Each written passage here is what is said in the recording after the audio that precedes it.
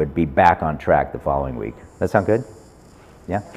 Well, we're delighted today to have Papa John with us today to share some of his notions about how what we are up to might have some effect on future or tomorrow, or maybe the way in which we can be co-collaborators in the kind of change that might be needed in the world. And so we're going to have him share some of his reflections on that. But I wanted to start with just a little bit of a setup on this, and that I was always hoping that, and I think it has happened in here, that this experience feels to me, oh wait, hang on a minute. Hey Bruce, can you mind turning the heat off? That would also help him. This experience feels to me like the kind of experience that we need for our time, right? When the capacity to really embrace and honor and accept the diverse ways in which we manifest spirituality in each of our lives or cultures is a kind of a requirement, so that we learn how to be spiritual together and grounded together in a diverse setting rather than a mono, a structure that's just we all have to agree. And I thought April was great the other week when April started talking about something and she tried to generalize it, and Carla said, hey, wait a minute, I don't buy into that. I was doing you statements, not I statements. Yes, so that's a perfect example, right? We own fully your spiritual path, but know that it's yours to share with the rest of the world and with this group, and how beautiful that is. And that you'll be honored for that, the way in which you've constructed that path, how you understand it, where it's taking you. That to me feels like the real way forward, and if that can influence the way in which we are in the world, I think that's just a great thing. So maybe it's the manifestation of the new way in which maybe religion can function. I'm also concerned too, Alan, I thought, brought up a great point last week when we were all talking about these different, let's see if we can explore different ways in which we can practice showing up in the moment. And it sounded like we were all trying to duplicate religious practices again. It's like, you just hate to recreate the monsters that we left behind. Not that it's a monster if you're watching this, but these big dominant things that you had to conform to, we don't want to just move it forward. There must be another way, right, that matches the way in which like biodiversity works, right? Biodiversity sustains, all sorts of life, and it's not monoculture, right? It's really biodiversity. So how can spirituality kind of function the same way is what I'd hope for, and I don't know if you're going to comment on that, but I definitely wanted to bring that up. And then I wanted to do a quick little piece of poetry, and then we're going to have Papa John share a little bit today. And this is from this was the poet laureate a couple years ago, Billy Collins. Have any of you read Billy Collins? He's a really playful poet, and so I was sort of surprised that he became the poet laureate, because it's not like super serious all the time, but he subtly weaves into his poetry these little aha moments that I think are super helpful. And today, the way in which he ends this poem reminds me of what we're doing today, John, and that when you drop your little John pebble in the water, right, and the rings move out from that pebble, the way the poet says is sometimes it's good to gather around that single drop in the water and just pay attention to the wisdom you bring to the conversation we have, rather than wait for your ripples to, fade away into the great ocean that we share. So here's his poem called The Future. When I finally arrive there, and it will take many days and nights, I would like to believe others will be waiting and might even want to know, well, how it was. So I will reminisce about a particular sky, or a woman in a white bathrobe, or a time I visited a narrow strait where a famous naval battle had taken place. And then I'll spread out on a table a large map of my world and explain to the people of the future in their pale garments what it was like.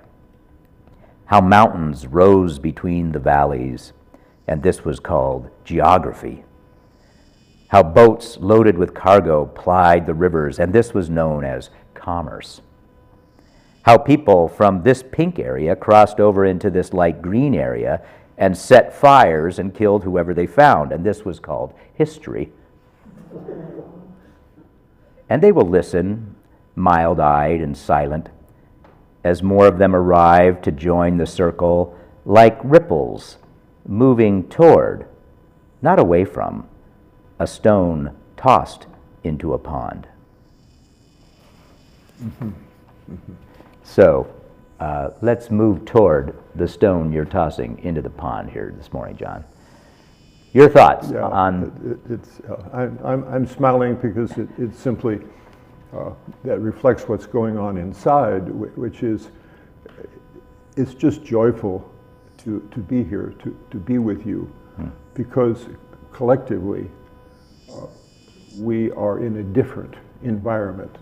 That's my sense of things. So the way I manifest it is just I can't keep from Joy. smiling, because it's joy that comes. You know, that's joy. It's spelled joy. Welcome to joy. Yes. That's beautiful, John. So it all started a few weeks back. We were discussing soul in terms of the importance of past. And at some point in that discussion, Dan said, and we also have to move forward. And that just, I left the room because I went into the space of really moving forward. What does it mean, and where are we today on the globe moving forward? And it just stayed with me. So today, I thought we could use moving forward as a vehicle to explore the co-created community that we are when we choose to be in this different space. Yeah. So, just a few thoughts. In the beginning, and I call it the creation plan, the intention was a single, integrated community. That's our globe, Earth, filled with interdependent relationships. Translated, we have a huge number of species, and everyone needs others. Interdependent relationships. Well, when Dan made those comments. Nice of you to think of me as your dad. Hey, I loved him. Yeah, okay.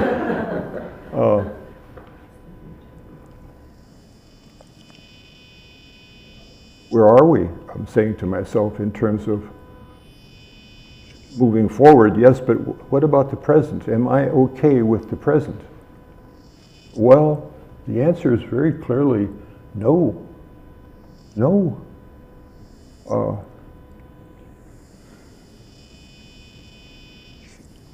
Just looking at a couple of the huge issues, money controls our lives. In a sense, it's replaced God. Okay? And when you add on to that excessive consumption, the result is that we are polluting our earth, our home, and we are working to destroy it. Translated, societies and people have lost this interdependent, interpersonal relationship. It seems as though now, to a great extent, we're looking upon the other, that's you and I, and everyone, as separate versus united and one and related.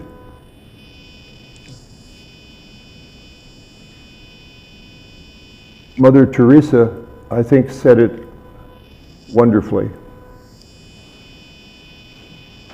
If we haven't found peace, it's because we've forgotten we are related to each other. That there is, in fact, in the plan, the requirement for interpersonal dependency. I need you. Now, I can't speak for women at all, but for men in our culture, and you all know, it's extremely rare for a man to say, I need you. Should I say that? Well, who am I? Yeah, so. Hey, can I pause you for a second? Absolutely. So one of the things you brought up that you were sort of answering the question I had when I was looking over my notes today, and that is sort of what's the criteria you use to assess kind of where the broken places are in the world as you're perceiving it. And it feels like to me that you're going back to the way in which the actual fabric of the biosphere is actually, how it actually functions. So you threw it all the way back to the stage of creation, but that for you, the interpretive lens on how to assess whether something is healthy or unhealthy is, and just clarify if I'm got this close or not, is that it should connect with the way in which the world kind of works, right? In this, if the world is all interdependent and interconnected, then so should the cultural expression be the same way. Is that what I'm hearing you say? And if those two things aren't mirrored, then something triggers for you that something's out of whack. So if it's shifted to money or shifted to consumption rather than interconnectivity, is that the lens you're using? Yes,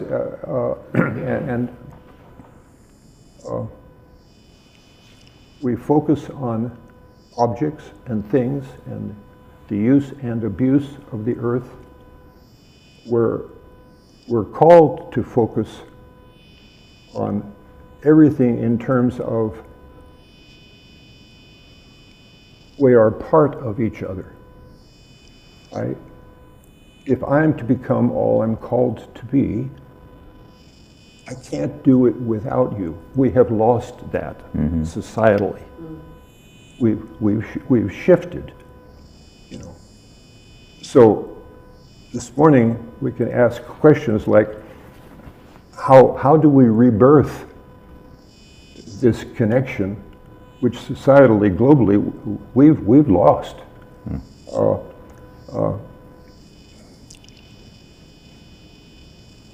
One of the ways that's missing that we could recapture is if we were to start talking to each other in a different way. So with that in mind, talking to each other in a different way, think of globally of society. People, when they're having every conversation, there's a feeling that we are connected as opposed to suspicion, concern.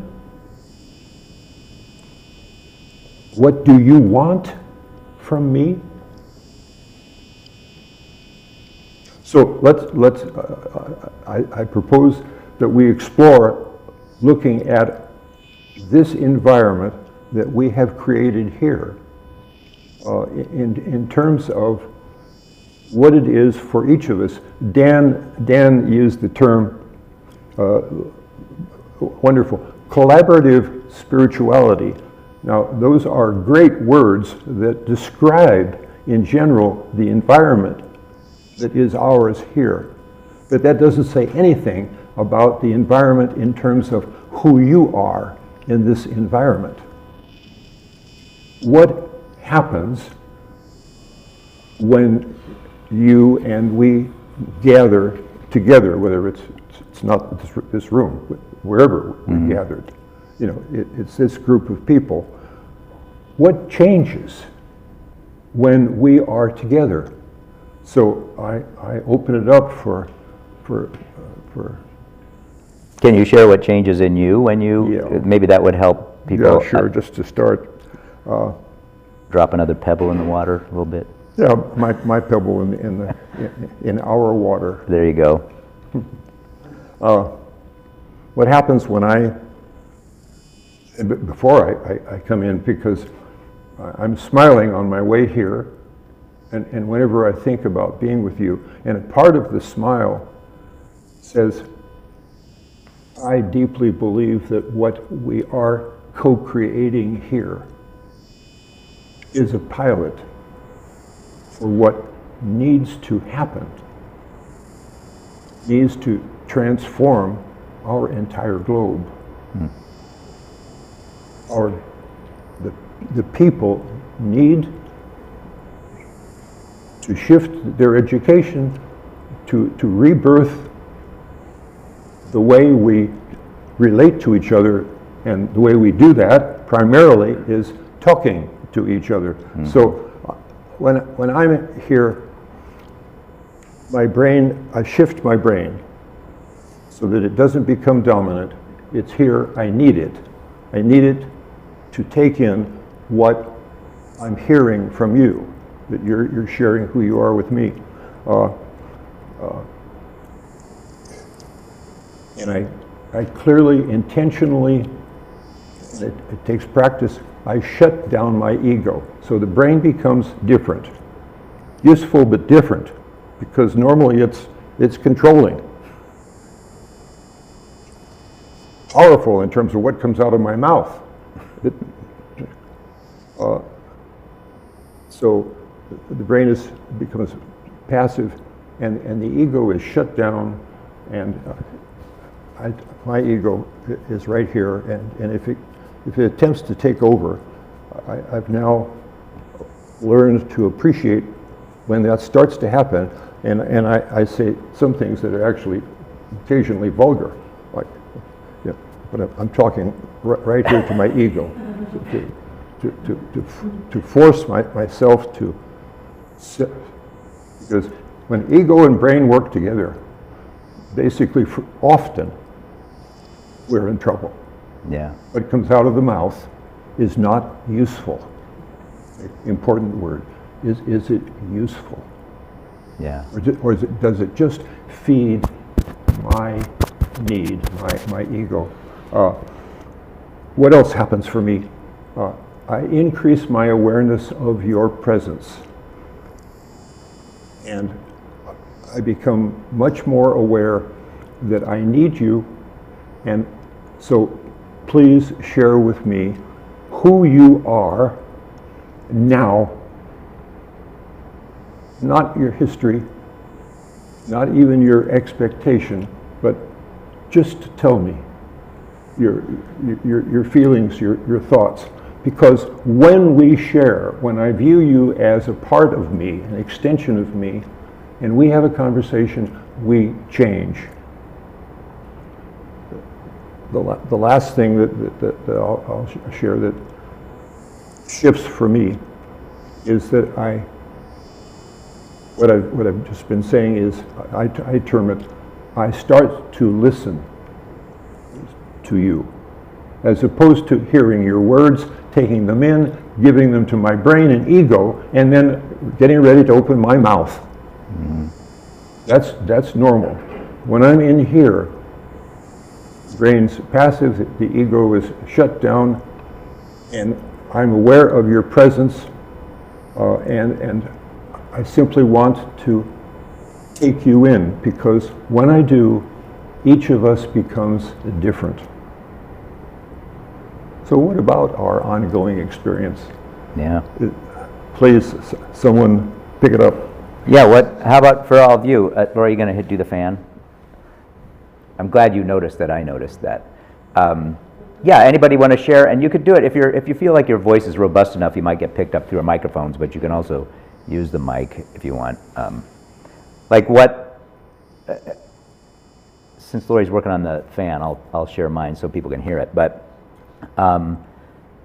when you were talking, I think there's a certain like open vulnerability that happens for me when I do that, and I hear you on the ego piece. There are times when someone says something that is counter to my worldview, and I can feel the robustness of my ego coming up and wanting to defend my worldview, and I can just feel the shift happening, and I'm like, no, don't go there.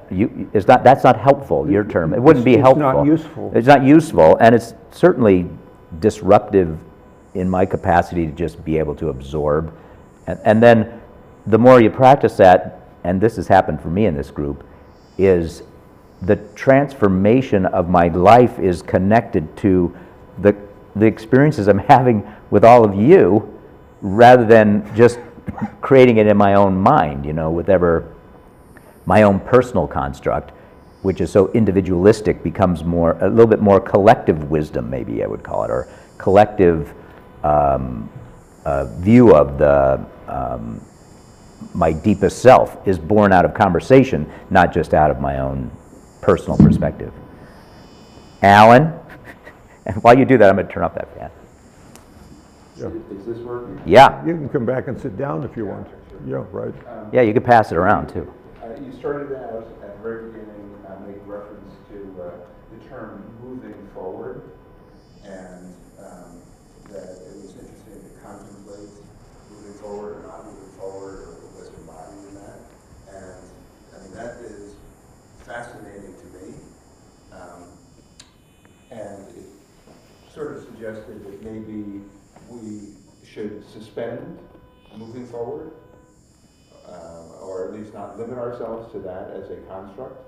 And I was wondering if you thought that idea integrated with the other things that you said, or was that just kind of a random comment? Yes. Thank you for that.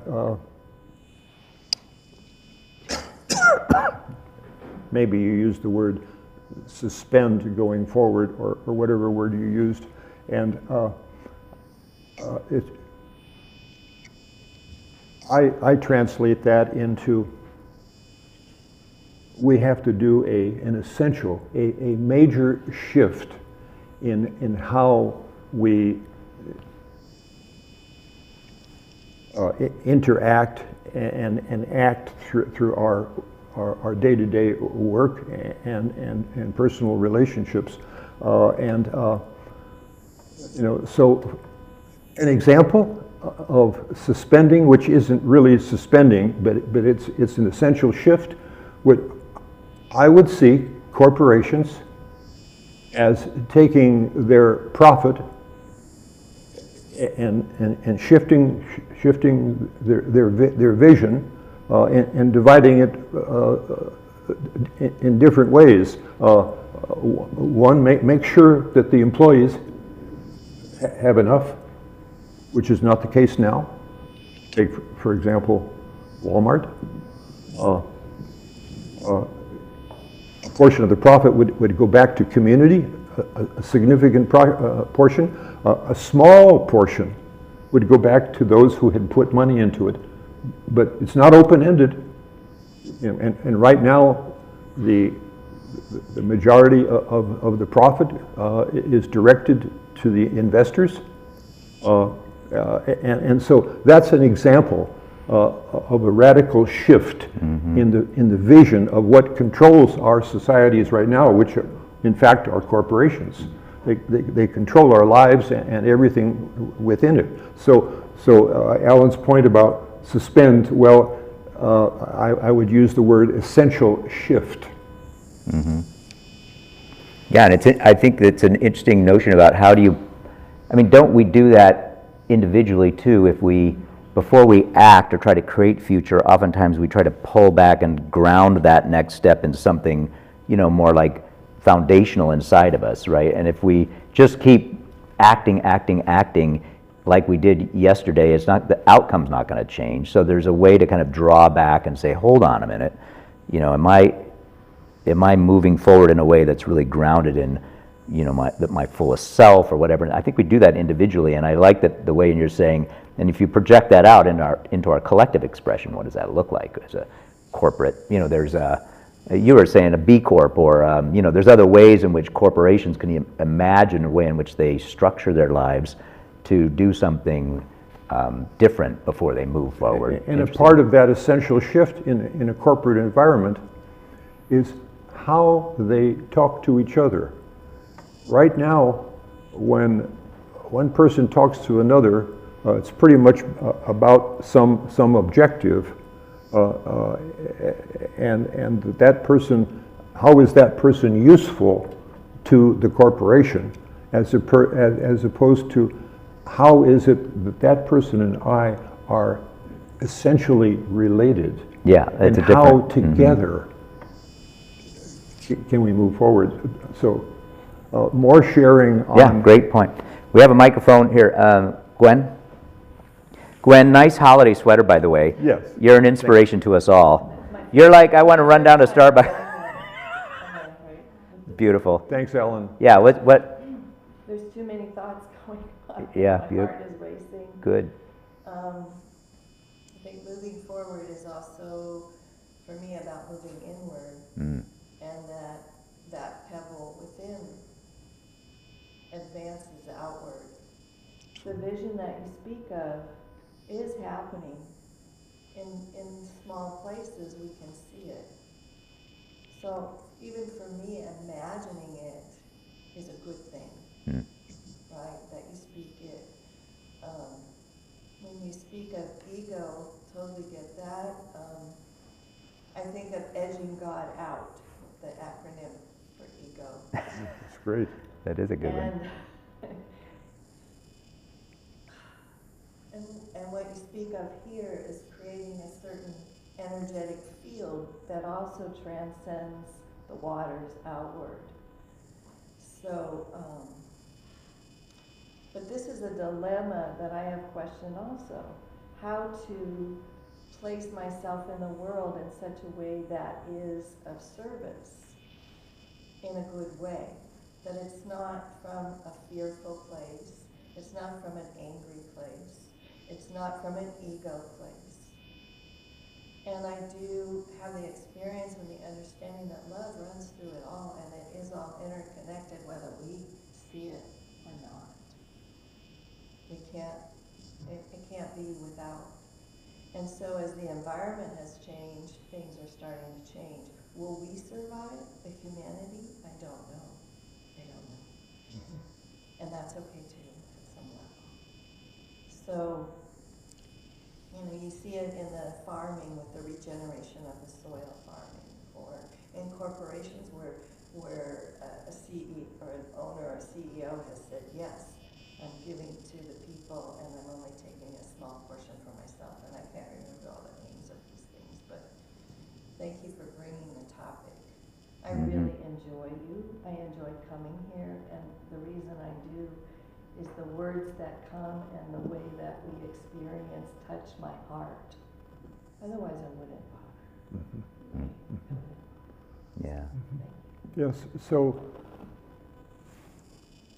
That's great, Gwen. I love that. And your first image too is one that, you know, the moving in and moving out at the same time.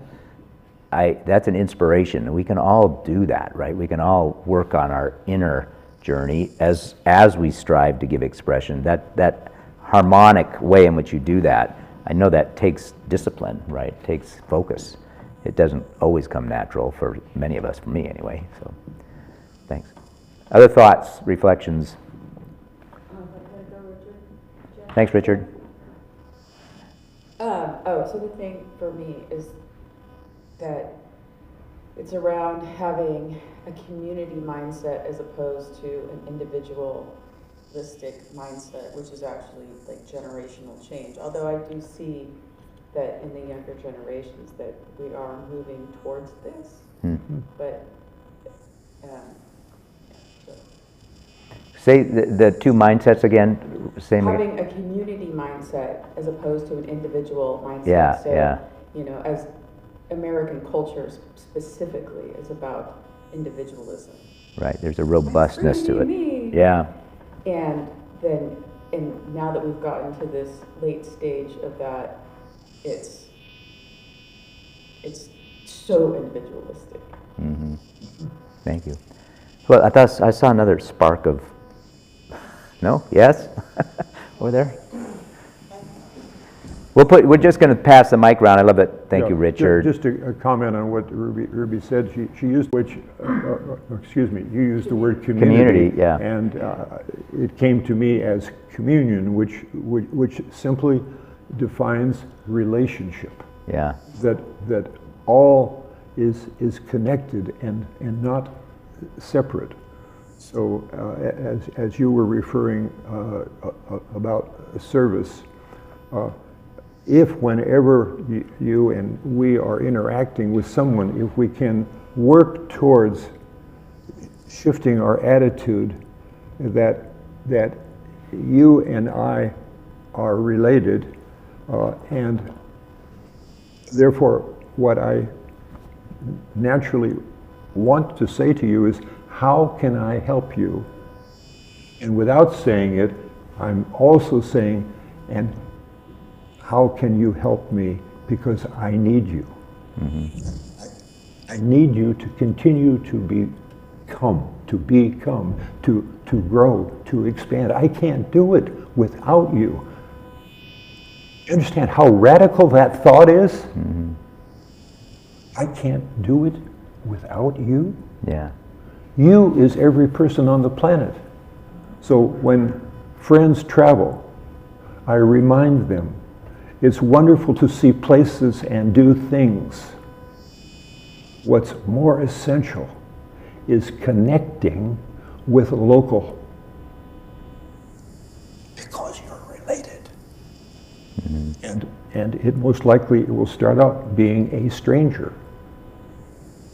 And now my mindset includes stranger is but a friend I have yet to meet. That's huge. Well, and I love that you've added, I mean, to take community and add a sense of soul to it, it becomes like communion, right? So it's not just, you know, community is a structural construct that helps me get stuff done or helps me navigate world, but becomes like sacred place, right? The community becomes the thing itself, right? And you definitely have arrived there. Not only, I would say, not only with humankind, but with other species as well, right? If you can. I think that's it. Anyway, somebody grab the mic. Yes, Tina. Oh my gosh, No, Tina. So, while you were talking, I kind of stopped in one moment where you said, and I'm going to paraphrase, but you talked about when you're communicating with other people, treat them as an extension of yourself. And that stopped me in my tracks, and I'm going to think about that as the week unfolds, because I wanted to stay present for the rest of these conversations and not like get lost in that, Right. so that I could have something to say on the microphone. Yeah, we get that, yeah. Because I don't, I just know that I'm going to pay attention, I am paying attention to it because I stopped. Yeah. And so that has planted a seed in me that I'm going to then think about as this week goes on. Yeah, it's lovely. It's wonderful.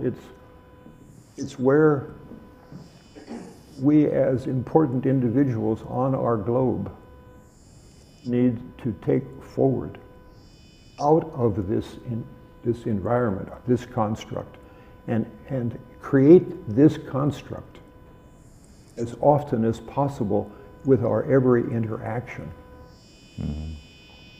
You checkout person at Trader Joe's. So one of my applications is that when I'm checking out at Trader Joe's or wherever, I always say, throw out an open-ended question to the checker, so that forces them to interact. Engage you, yeah. You know, like, how's your shift going? Have you just started? And often the response when we get through with that brief interaction is, thank you. You see, they've become different because of what I initiated. Mm-hmm. And that thank you is huge, because that person is saying, without the words, thank you for telling me that we're related, that we're connected, that I am important to that person. Mm-hmm. God, we can thank you for saying it. Extension, each person, we can start to shift, becomes an extension of who I am. And that is where I am. And that's why the smile is there, because every human offers an opportunity. Now, there are going to be times when, as you point out, you trigger my ego.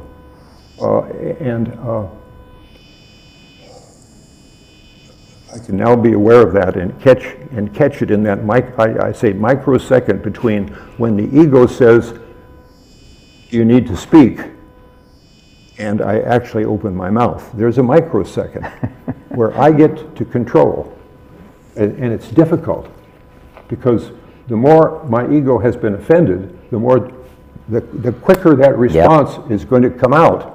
And so that's my continual challenge, is to grab that microsecond and say, shut up.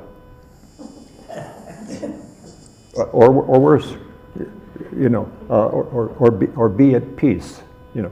And then a part of that microsecond is using the words, which I do. Is what I'm about to say useful out there? Because remember, we're related, and so why would I intentionally want to say something that will produce negative energy in you? Because if it's in you, it's in me, because we're related. Oh, that's lovely. All right. Just one more. It's not even related. You said extension of me. We're related are two different things, and we relate, but the extension of That me part. is what I want to know Yeah. about. Yeah. Sandra, what? I guess, thank you, John, for your comments. You know, it's going to take a while to kind of unpack everything, and as Tina said, I was making an effort not to formulate all of my thoughts and opinions about what you were saying, as you were saying it, just letting it kind of wash over me, right?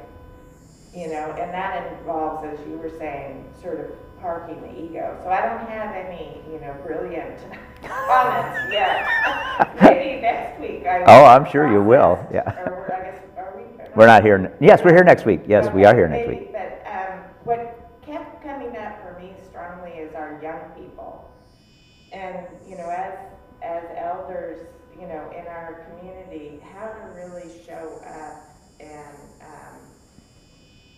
and see them and be with them and model for them what it's like to be a we. And over the holidays, a lot of us will be getting together, you know, with young people and old people in our lives, and how to interact in a way that they feel held within the network of our families and our communities. And it's not, what are you doing? Because that's always the first thing that people want to ask the young people, what are you doing? And, you know, what? And it's not so much the what, it's the how. And maybe, you know, April would be a good person, because she's the good, you know, person to interview people. It's how and feelings And who are you? Who are you becoming, or who are you with? There's just such a feeling of disconnection now, I think especially among our young people, and that's showing itself in this mental health crisis. Right, that's what, yeah. It's just, taking over America, and I think it goes back to what you were saying, John, it's this pervasive feeling of disconnection that has come from everything that you brought up, and so how can we nourish and support our young people? So Yeah, that's beautifully all I- spoken. Richard, share a thought. All right. It is, I had a thought, but it's kind of escaped me. I was thinking of doing a kind thing and picking up the coffee and a brochure or something and taking it back to Alan, because I'm sure you'd like his coffee. That's very kind of you. When I go anywhere where I'm making a purchase, I make a point of being nice, using special words that makes the person feel comfortable on the other side of the counter. Since I was in that role for a number of years, I don't know whether it triggers a response, but one thing that I do so that I have ample time to do my presentation to that individual is to look behind me to see if there's any customers waiting. I appreciate that kindness. And so I can cut it short. Yeah, that's awesome. But I always thank the clerk for saying, thank you for taking He's my going to money. shut the feed down. And I fall over when I hear that.